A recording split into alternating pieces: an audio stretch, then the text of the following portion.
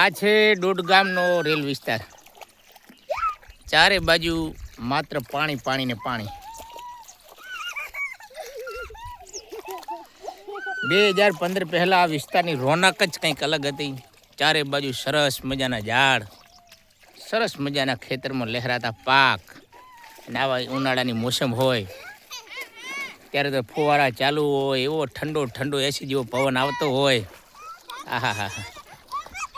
2015 પછી બધું જ બદલાઈ ગયું. આખી પરિસ્થિતિ ફરી ગઈ અને 15 પછી ખેડૂતો જે છે એ દરબદર ભટકવા લાગ્યા અને હવે પરિસ્થિતિ જબરદસ્ત કપરી બની ગઈ. આ વખતે ગુજરાત સરકારે પાણીના કાયમી નિકાલ માટે ડ્રેનેજ સિસ્ટમ અંતર્ગત લગભગ 2500 કરોડ રૂપિયા ફાળવ્યા છે. આશા રાખીએ કે કામગીરી જલ્દી થાય અને ફરીથી એ રોનક પાછી આવે. ખેડૂતોની હાલત હવે ખૂબ જ દયનીય બની ગઈ છે.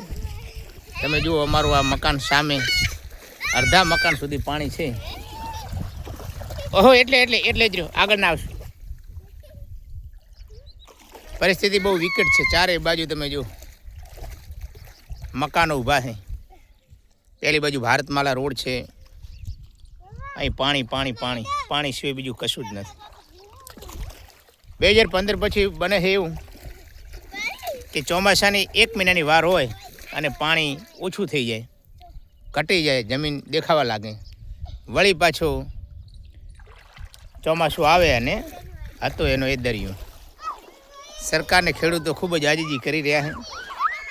આશા રાખીએ કે જલ્દીથી આનો કાયમી નિવેડો આવે અને ફરી અમારી રોનક પાછી આવે. ફરી ખેડૂતો પોતાના જ ખેતરમાં ખેતી કરી શકે, જ્યાં ત્યાં એમને ભટકવું ના પડે. ખેડૂતોની દશા માટે સાકી અમરોહીનો એક શેર છે કે હરચંદ કોઈ ખ્વાબ મુકમ્મલ નહીં હુઆ, હરચંદ कोई ख्वाब मुकम्मल नहीं हुआ, मैं फिर भी पागल नहीं हुआ. हादसों का सफ़र जारी है कुछ इस तरह, जो हादसा आज हुआ वो कल नहीं हुआ.